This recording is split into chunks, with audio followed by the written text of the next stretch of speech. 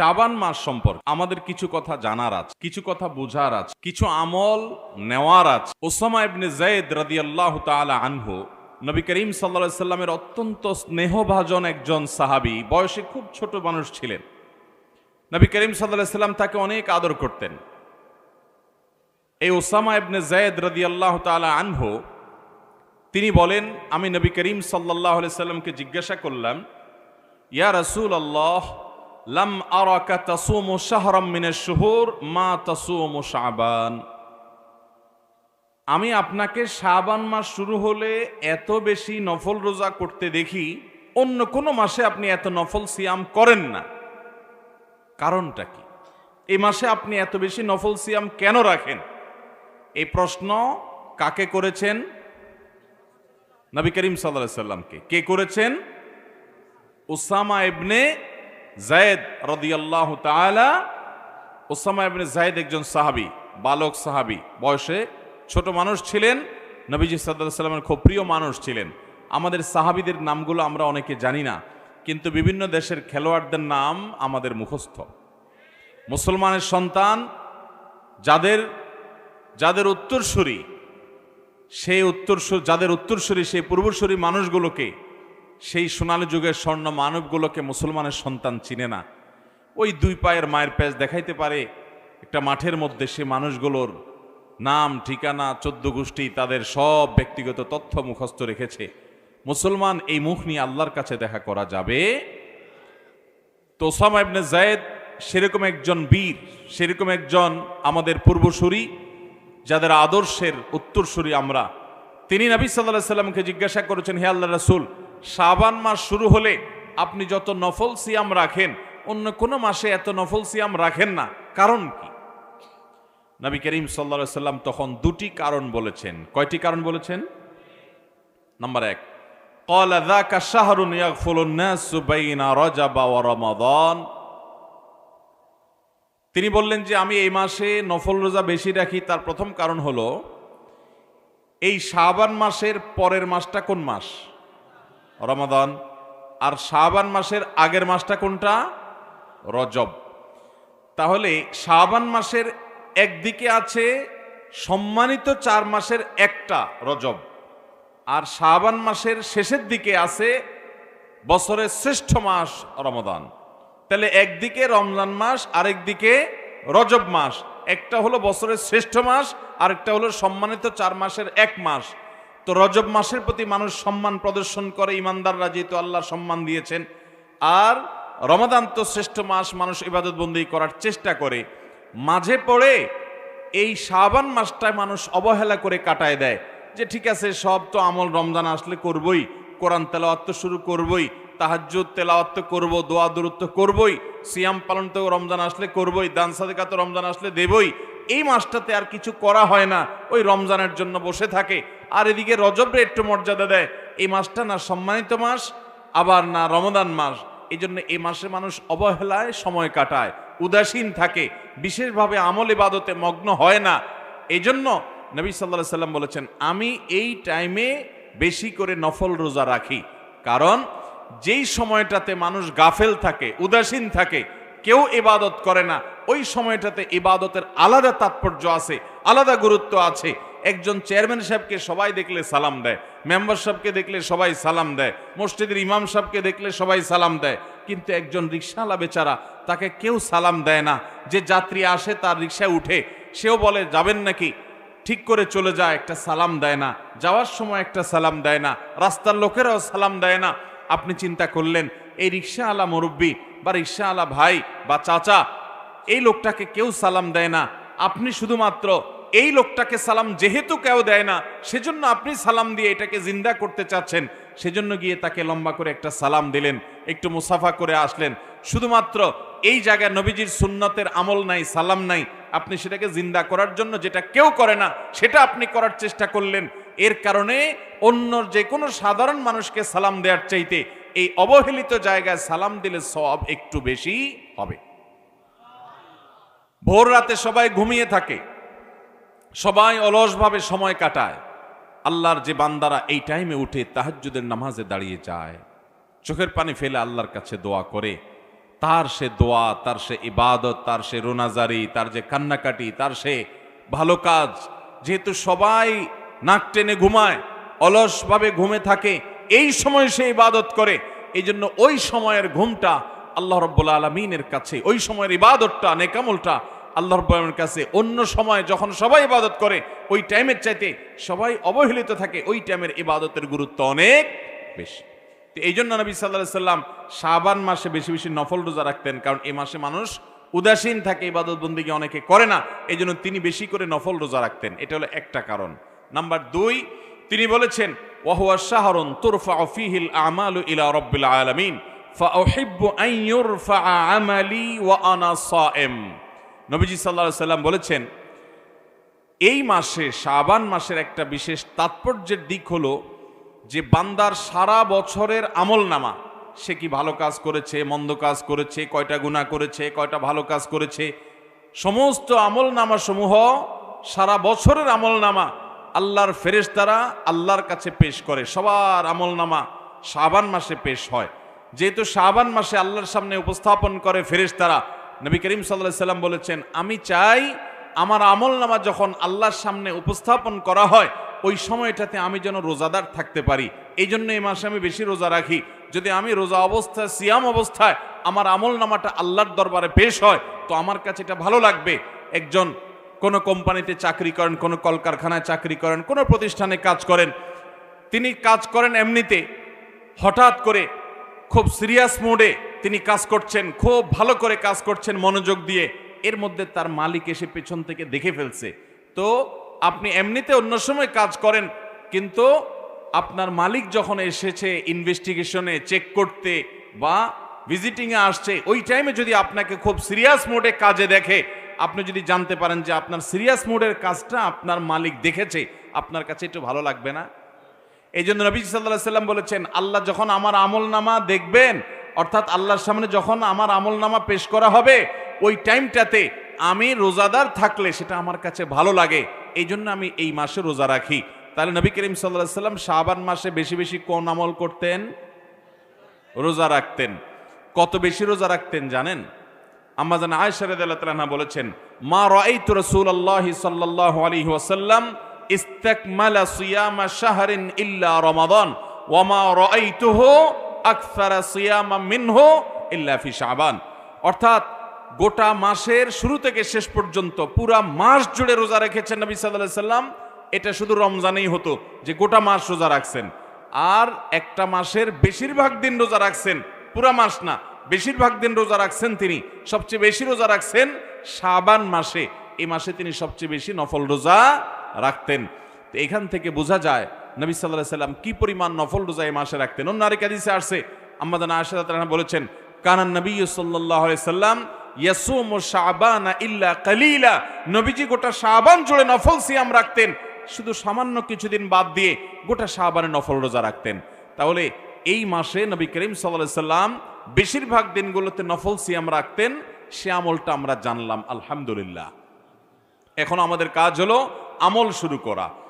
শাবানের চাঁদ দেখা যাওয়ার পর থেকে নিয়ে আমরা বেশি বেশি করে গোটা মাস জুড়ে সিয়াম পালন করব, যার যার সাধ্য অনুপাতে।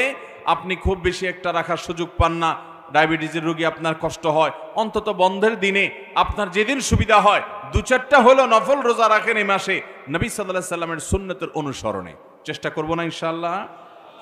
এখন কেউ বলতে পারেন শাবান মাসে আমাদের আমলনামা আল্লাহর সামনে পেশ করা হয়, আমরা জানলাম, কিন্তু আমরা এর আগে তো এও শুনেছি যে নবী করিম সাল্লাল্লাহু আলাইহি সাল্লাম সোম এবং বৃহস্পতিবার নফল রোজা রাখতেন। এবং কেন তিনি ওই দিন রোজা রাখতেন জিজ্ঞাসা করা হয়েছে, তখন জবাবে তিনি বলেছেন, বিশেষ করে সোমবার সম্পর্কে বলেছেন, সহিহ মুসলিমের হাদিসে আসছে যে ওই দিন যাকা ইয়াউমুন ওয়ালিদতু ফীহি, এই দিন আমার জন্ম হয়েছে সেজন্য আমি রোজা রাখি। তার নবী সাল্লাল্লাহু আলাইহি সাল্লাম তার জন্মের দিনে রোজা রেখেছেন, আর আমরা জন্মের দিনে আরো বেশি করে খাই। নবী করিম সাল্লাল্লাহু আলাইহি সাল্লাম সোম বৃহস্পতিবার সিয়াম পালন করেছেন। কেন করেছেন জিজ্ঞাসা করা হয়েছে, আরেকটি কারণ তিনি বলেছেন যে এই 2 দিনে বান্দার আমলনামা আল্লাহর সামনে উপস্থাপিত হয়। এখন কথা হলো শাবান মাসে আমলনামা উপস্থাপিত হয়, আবার সোম বৃহস্পতিবার আমলনামা উপস্থাপিত হয়, আমলনামা কয়বার উপস্থাপিত হয়? এর উত্তর হলো আমাদের আমলনামা, আমাদের সমস্ত ভালো কাজ, ভাইরা আমার, এমন একটা ভালো কাজ কিংবা এমন কোনো মন্দ কাজ নাই যেটা আল্লাহ রাব্বুল আলামিন ফেরেশতারা লিপিবদ্ধ করেন না, যেটা রেকর্ড হয় না, যেটার হয় পুরস্কার নয় তিরস্কারের মুখোমুখি আমাদেরকে হতে হবে না, এমন একটা মুহূর্ত নাই। আল্লাহর সামনে দাঁড়াতে হবে, সবগুলো হিসাব করা হচ্ছে এবং আল্লাহ তাআলা সবগুলো আমাদের সামনে প্রকাশ করবেন কিয়ামতে। তো প্রতিটা মানুষের তার আমলনামা সমূহকে আল্লাহর সামনে 3টা ধাপে পেশ করা হয়, উপস্থাপন করা হয়। এখানে আশেপাশে কলকারখানা অনেক বেশি, আপনারা বিভিন্ন প্রতিষ্ঠানে চাকরি করেন, অনেকে আছেন, আপনাদের জন্য বুঝতে সুবিধা হবে। আপনারা আপনাদের মালিকের কাছে অথবা উপরস্থ অফিসারের কাছে, দায়িত্বশীল বসের কাছে আপনারা অনেক সময় ডেইলি রিপোর্ট দেন, অনেক সময় সাপ্তাহিক রিপোর্ট দেন, অনেক সময় মাসিক রিপোর্ট দেন, অনেক সময় বাৎসরিক সিস্টেম আছে না নাই? ঠিক একইভাবে প্রতিদিনের রিপোর্ট আল্লাহর ফেরেশতারা দিনে যারা দায়িত্বশীল থাকেন, প্রত্যেকটা মানুষের জন্য ফেরেশতা নিয়োজিত আছে, আপনার জন্য, আমার জন্য, ওনার জন্য, সবার জন্য আছে। এই ফেরেশতারা সকালে এসে সারাদিন আমাদের আমলনামার সব লিপিবদ্ধ করে, এগুলো নিয়ে সন্ধ্যার সময় আল্লাহর কাছে জমা দেয়। আবার সারা রাত কি করি আমরা, ওইটার জন্য আলাদা ফেরেশতা এসে সকালে গিয়ে জমা দেন। এটা হলো ডেইলি রিপোর্ট।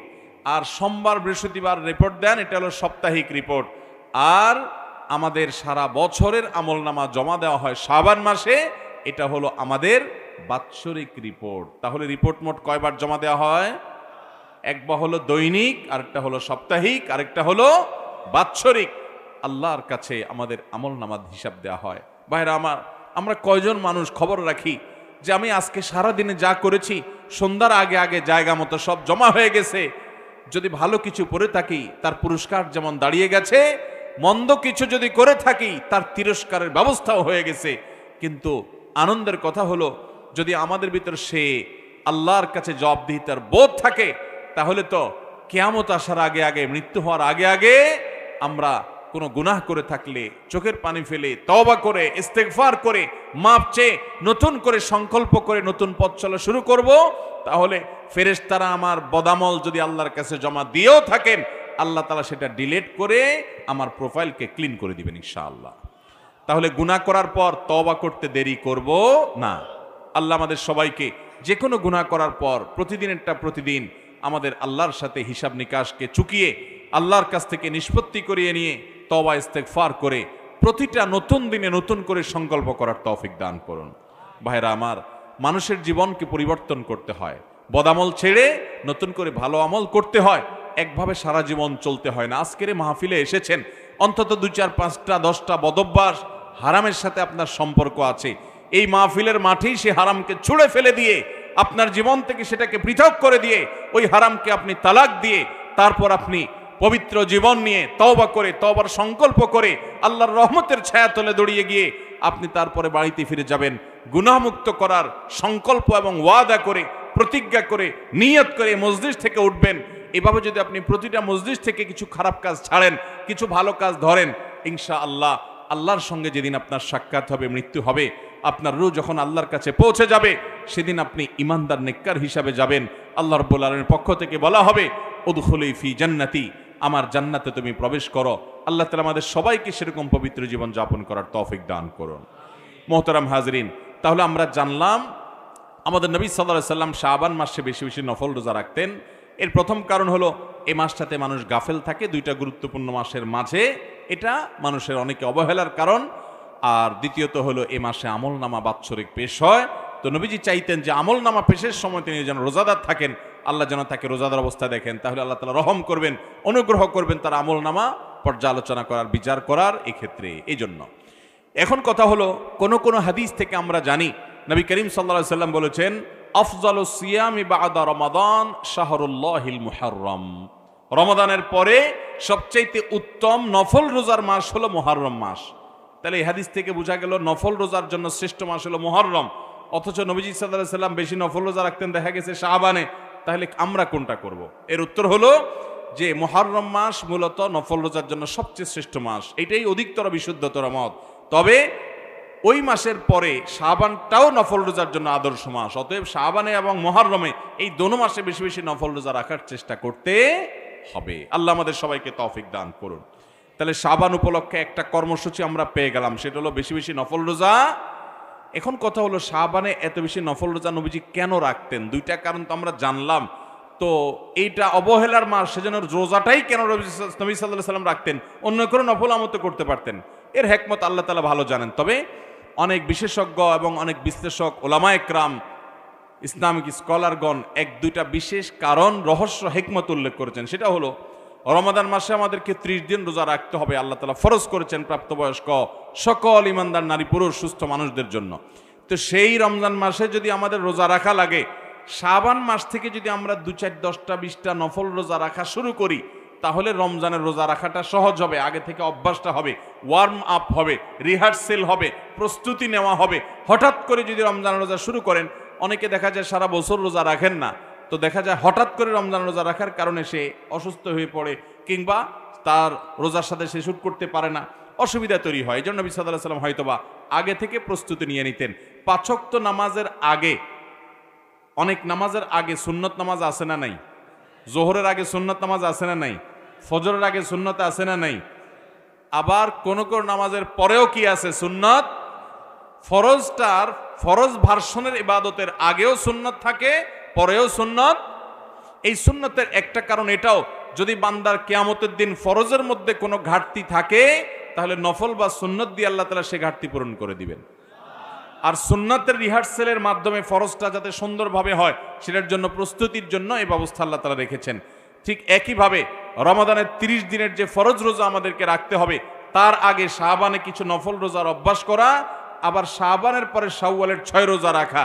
ওই 5 ওয়াক্ত নামাজের আগে পরে যেরকম সুন্নত নামাজ আছে, রমজানের ফরজ রোজার আগে সুন্নত রোজা আছে, পরেও শাওয়াল মাসে সুন্নত রোজা আছে।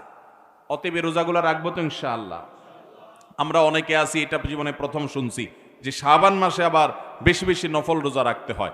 তবে শাবান মাস সম্পর্কে আমাদের আরেকটা জিনিস জানতে হবে। রোজা রাখতে হবে এটা তো আমরা জানলাম, আরেকটা জিনিস জানেন, সেটা হলো শাবান মাসের শেষের দিকে রোজা রাখা উত্তম না। রোজা রাখতে হবে শুরুর দিকে, মাঝের দিকে, এই দিনগুলোতে। শেষের দিনগুলোতে নবী সাল্লাল্লাহু আলাইহি ওয়াসাল্লাম রোজা রাখতেন না। কারণ হলো শেষের দিনগুলো যদি টানা রোজা রাখেন, তাহলে রমজান আর গায়রে রমজানের ভিতরে পার্থক্য হবে না।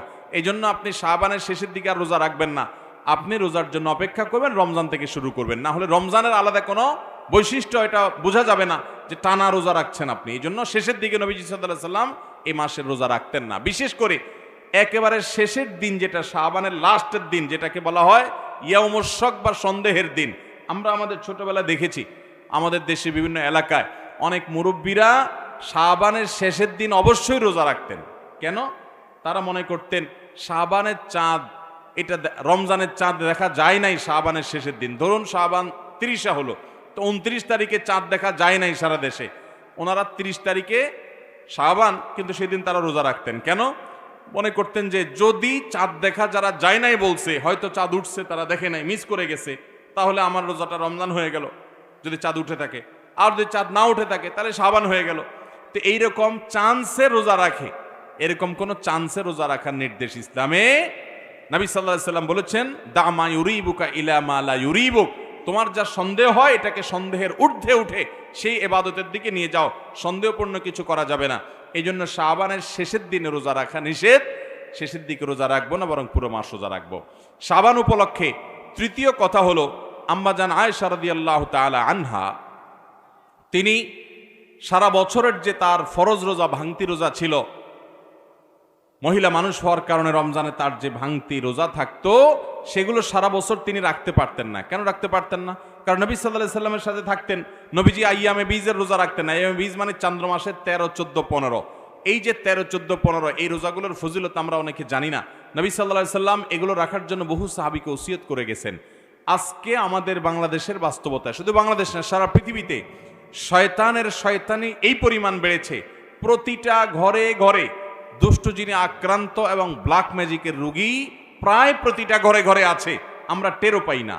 অসুস্থ, শরীর দুর্বল, কোনোভাবে কোনো রোগ ধরা পড়ে না, কোনো অসুবিধা দূর হয় না, জীবনে বরকত নাই, একের পর এক সমস্যা, এরকম নানাবিধ সমস্যা আমাদের জীবনে আছে। বেশিরভাগ মানুষ হয় ব্ল্যাক ম্যাজিকে আক্রান্ত, কিংবা দুষ্ট দিনের প্রভাবে মানুষ অসুস্থ, নানা রকম কষ্টে মুসিবতে আছে। এগুলো থেকে বাঁচার জন্য এই আইয়ামে বীজের রোজা, এটার গুরুত্ব অপরিসীম। চন্দ্র মাসের 13, 14, 15 এই দিনগুলোতে সাধারণত ওই যে জাদুকরেরা, ব্ল্যাক ম্যাজিশিয়ানরা ব্ল্যাক ম্যাজিকটা বেশি করে, কালো জাদু বেশি করে। ওই দিনগুলোতে এই দিনগুলোতে যারা রোজা রাখে আল্লাহ তাআলা তাদেরকে সেফে রাখেন, তারা এটা থেকে নিরাপদে রাখেন, বহু অভিজ্ঞতা দ্বারা এটা প্রমাণিত। অতএব আইয়ামে বীজ অর্থাৎ চন্দ্র মাসের 13, 14, 15 এই 3 দিন আমরা নফল রোজা রাখার চেষ্টা করব ইনশাআল্লাহ।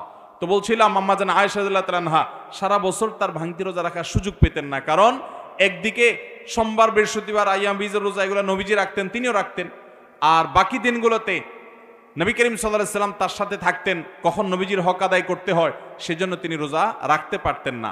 এগুলো শেষ পর্যন্ত শাবানে আসলে নবীজি পুরো মাসই নফল রোজা বেশিরভাগ রাখতেন দিনগুলো, ওই ফাঁকে তিনি তার ফরজ রোজাগুলো রাখতেন। এই জন্য এখান থেকে বোঝা যায় যদি আমাদের কারোর আগের বছরের ভাঙতি রোজা থাকে অসুস্থতার কারণে, সফরের কারণে, মহিলাদের মাসিকের কারণে, তাহলে সেই রোজাগুলো শাবানের মধ্যে রেখে ফেলা উচিত। এটা হলো শাবান উপলক্ষে তৃতীয় গাতব্য বিষয়। প্রথম গাতব্য বিষয় বেশি বেশি নফল রোজা রাখবো কেন, 2 কারণ বলেছি। দ্বিতীয় গাতব্য বিষয় বলেছি যে শাবান মাসে বেশি রোজা রাখবো ঠিক আছে, কিন্তু শাবানের শেষের দিন রোজা রাখবো না, শেষের দিকে রাখবো না। তৃতীয় গাতব্য বলেছি কাজা বা ভাঙতি রোজা যদি আগের বছরে থাকে তো এই শাবান মাসের মধ্যেই সেটা রেখে ফেলতে হবে, কারণ রমজান আসলে নতুন রোজা রাখতে হবে, আগেরগুলা ক্লিয়ার করে ফেলা উচিত। আর চতুর্থ গাতব্য বিষয় হলো যে শাবান মাসে আমরা রমজানের প্রস্তুতি নিতে হবে। কিসের প্রস্তুতি নিতে হবে? কিভাবে প্রস্তুতি নেবেন আমি বলি। আমাদের দেশের রমজানের প্রস্তুতি নেওয়ার একটা চিত্র আছে ভাই। চিত্র হলো, ধরুন সাধারণ মানুষ রমজানের প্রস্তুতি নেয় কিভাবে। রমজানের আগে দেখবেন, শাবানে বিশেষ করে শেষের দিনগুলোতে দেখবেন যে বাজার থেকে তেল, চিনি, সয়াবিন, ভুসি, ছোলা, খেজুর এগুলো কিনতে কিনতে মানুষ কাহিল হয়ে যায়, কারণ রমজান আসতেছে। কারণ কি? রমজান আসছে, তার প্রস্তুতি হিসাবে ছোলা, চিনি, বেগুন, বেসম আর তেল, খেজুর এগুলো কিনতে কিনতে আমরা কাহিল। আমাদের কেনার স্টাইল দেখে মনে হয় যে একটা খানার মাস আসতেছে। এই পরিমাণ ক্রাইসিস প্রতি বছর রমজান উপলক্ষে হয় যে বাজার সামলাইতে গিয়ে সংশ্লিষ্ট যারা আছে বেচারাদের গলদঘর্ম হয়ে যেতে হয়, অবস্থা কাহিল হয়ে যায়। কারণ এই পরিমাণ খায় পাবলিক যে খানার ডিমান্ড এই পরিমাণ হয় যে বাজারে সাপ্লাই দিয়ে পারে না, এই চান্সে আপনার দাম বাড়ায় দেয় অসাধু ব্যবসায়ীরা। অথচ রোজার মাসে আল্লাহ তাআলা দিনের বেলা পুরাটাই খানা বন্ধ করে দিয়েছেন। অন্য সমস্যাতে এই সময় খানা আরো কম হওয়ার কথা, কিন্তু আমরা এসা খানা খাই। আবার এই বেশি খানা খাওয়ার জন্য একটা জাল হাদিস বানায় নিয়েছে। সেটা কি? রমজানে খানার কোনো হিসাব নাই। শুনছেন নি আপনারা এই হাদিস? রমজানে খানার নাকি হিসাব নাই। আরে ভাই, রমজানে খানার হিসাব আরো বেশি দেওয়া লাগবে, কারণ ইবাদতের মাস। তুমি বিনা হিসাবে খাইলা, রমজান মাসে দুপুরবেলা খাইলা, যে খানার হিসাব নাই, মুগুর একটাও নিচে পড়বে? ভাইরা আমার, রমজানের প্রস্তুতি দুঃখজনক। আমরা আম জনতার প্রস্তুতি হলো বাজার করে আমরা রমজানের প্রস্তুতি নেই। আর দোকানদারদের প্রস্তুতি কি? বিশেষ করে মুদি দোকানদারদের প্রস্তুতি হলো রমজান আসছে, চিনির বস্তা, সোলার বস্তা যা আছে এগুলো সব দূরে সরে আউট কর, নাই কিচ্ছু নাই, এরপর দাম বাড়ায় তারপর বিক্রি করব। তাহলে মাল গুদামজাত করা এটা হলো অনেক অসাধু ব্যবসায়ীদের রমজানের প্রস্তুতি, আর মাল কিনতে কিনতে কাহিল হওয়া এটা হলো আমাদের রমজানের প্রস্তুতি।